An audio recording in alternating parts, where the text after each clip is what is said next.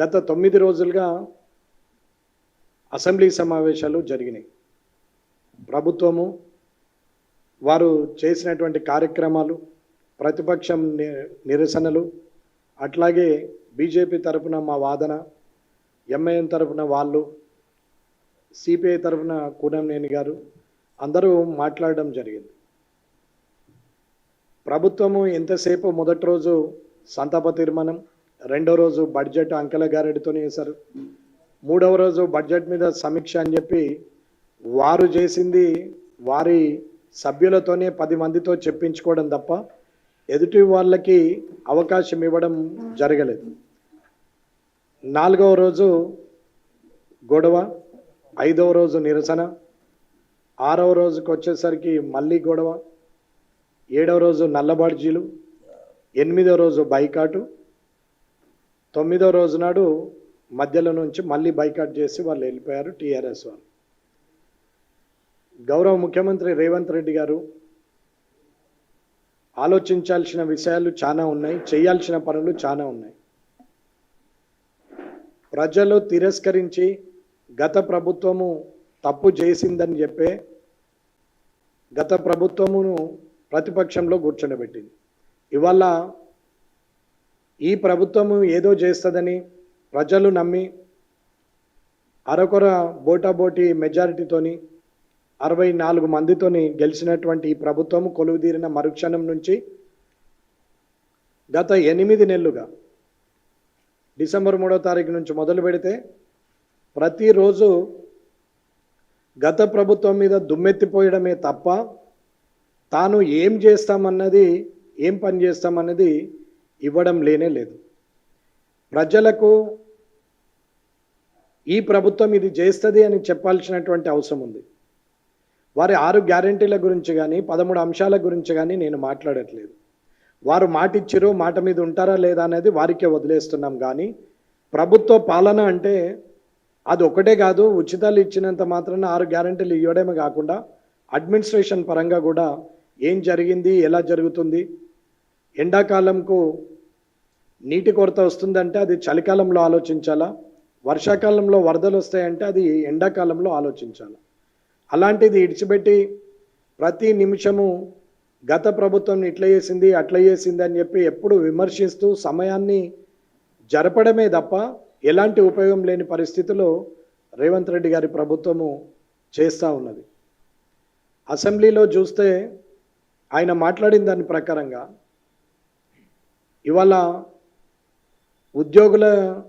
నిరుద్యోగుల గురించి job calendar కానీ, లేదా హైదరాబాదు మెట్రో సిటీ దాని గురించి అభివృద్ధి విషయంలో కానీ, మూసీ నది ప్రక్షాళన గురించి కానీ, అట్లాగే వారు రుణమాఫీ గురించి కానీ మాట్లాడుతూ పోతున్నారు. అప్పుల కుప్పగా చేసిండ్రు, తెలంగాణలో ఎటువంటి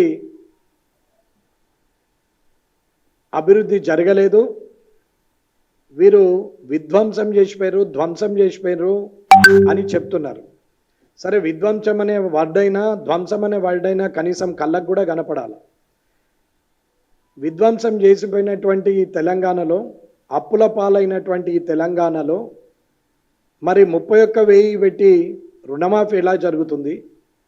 1,50,000 కోట్లతోని మూసీ నది ప్రక్షాళన ఎలా చేస్తారు? ఎవరు అడిగితే వారికి 300 అక్బరుద్దీన్ గారు అడిగారని 300 కోట్లతోని అక్కడ మెట్రో వస్తుంది, 400 కోట్లతోని అక్కడ ఫ్లైఓవర్ వేస్తాము అని ఎలా చెప్తున్నారు? అలాగే యంగ్ ఇండియా స్కిల్ యూనివర్సిటీని అక్కడ ముచ్చర్లలో వేస్తామని ఇలా చెప్తున్నారు. అప్పుడే కేంద్ర ప్రభుత్వము ఏమీ ఇవ్వలేదు, గాడిది గుడ్డు ఇచ్చింది అని చెప్పేసి అసెంబ్లీలో కూడా మాట్లాడుతున్నటువంటి సందర్భంలో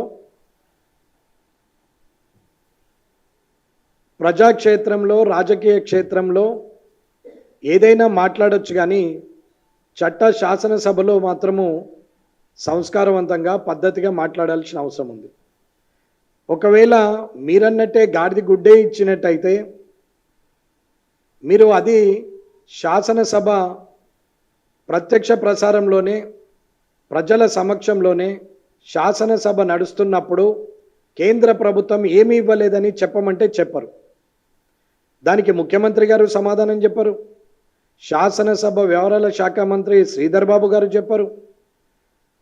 చెప్పండి, మీరు ఇచ్చిండ్రా ఇవ్వలేదా కేంద్ర ప్రభుత్వం అనేది మీరు చెప్పండి.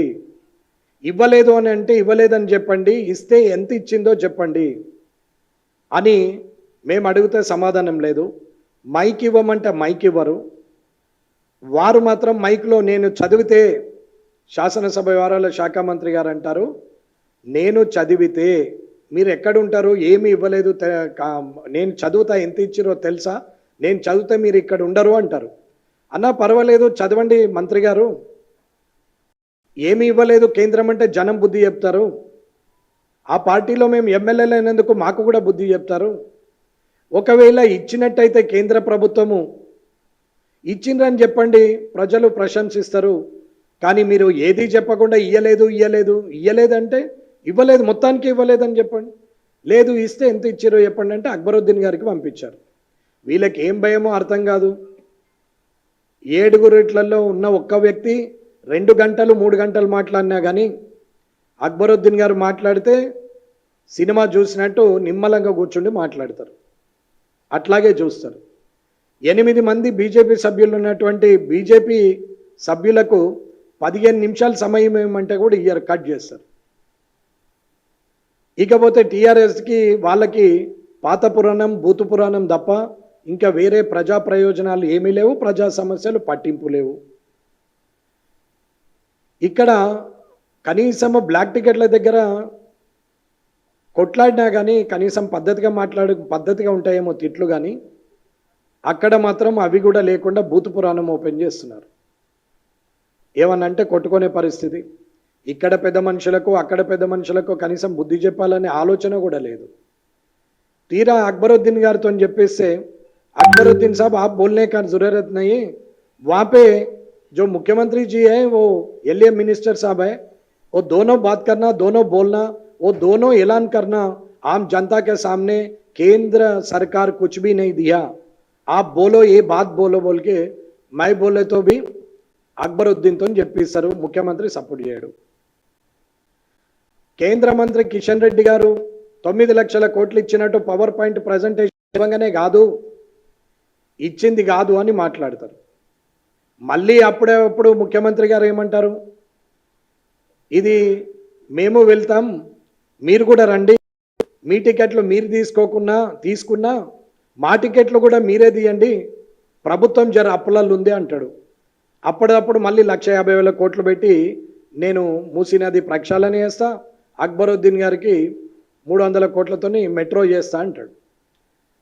ఇవాళ ఏమి చెప్పినా కానీ అప్పుడే అప్పులు అంటాడు, అప్పుడే మళ్ళీ శాంక్షన్లు అంటాడు, అప్పుడే శంకుస్థాపనలు అంటాడు, అప్పుడే మళ్ళీ తెలంగాణ విధ్వంసం జరిగిపోయిందని అంటాడు. అసలు ఒక ముఖ్యమంత్రిగా, ఒక శాసనసభ వ్యవహారాల మంత్రిగా వారు ఆ పదవికి వన్నెదేవాలి కానీ చిన్నపిల్లల్లాగా మాట మీద నిలబడకుండా ఎవరికి దొరికితే వారు ఇష్టం ఉన్నట్టు మాట్లాడుతున్నటువంటి సందర్భం. జాబితా